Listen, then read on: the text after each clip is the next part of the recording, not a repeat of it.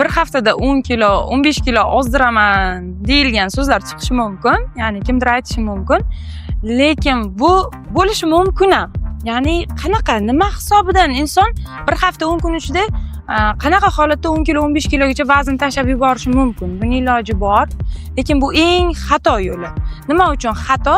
Inson tanasida shunaqa semizlikda ikkita narsani yo'qotamiz. Ya'ni yo muskul massamizdan yoki yog' massamizdan ozamiz. Yo yog' hisobiga yoki muskul massa hisobiga.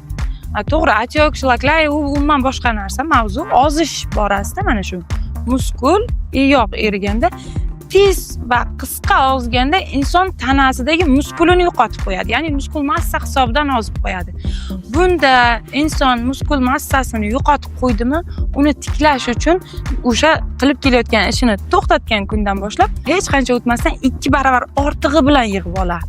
Bu ikki hissa sizga ortiqcha yana stress degani.